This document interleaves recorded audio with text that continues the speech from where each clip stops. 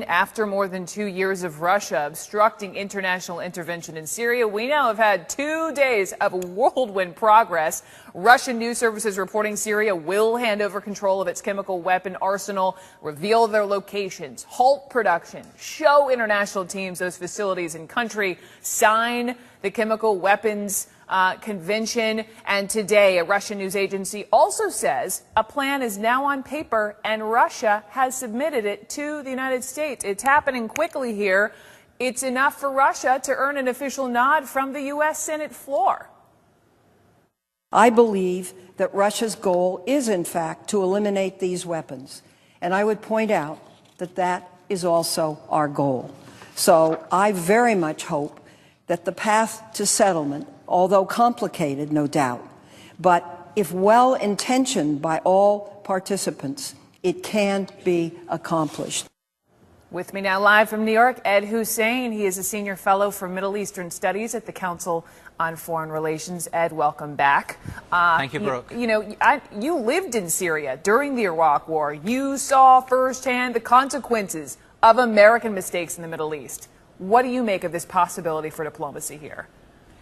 I think this triggers something that's very important for people in the Middle East to see.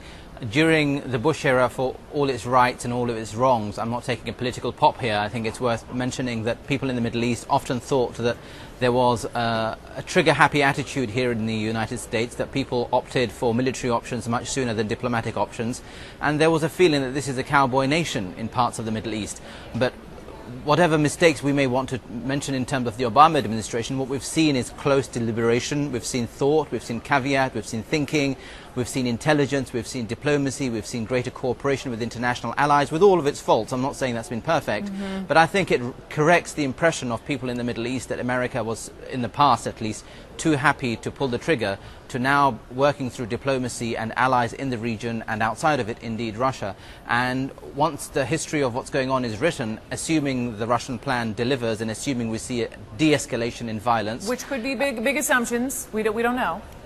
Yes, but all of that said, I think America thus far is not seen as the kind of bully boy that it was seen to be in the past. So at this juncture, I recognize that many in the region aren't happy with America not toppling Assad, but Obama's right. It's not America's war, and Obama's right. You break it, you own it. And why should the American taxpayer own Syria? So I hear you. Also, though, in talking to our very smart folks on Capitol Hill, the reality check is that the president just simply didn't have the votes in Congress. You have a public that just doesn't want to go to war. When you look at the polling, how much, Ed, do you think going forward, is this about President Obama's ability to negotiate with Vladimir Putin versus Putin simply wanting to reassert himself on the world stage?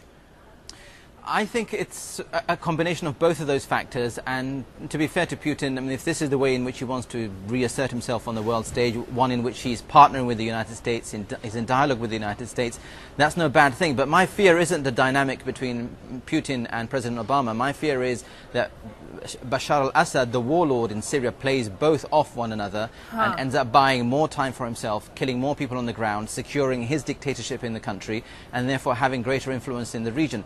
That I think is where the real battleground lies, as to the way in which Assad maneuvers between these two important poles. That's an important point that I haven't heard brought up, that Assad could play Putin. So if that happens, I guess bigger question is, how long does the world wait for the diplomacy to work?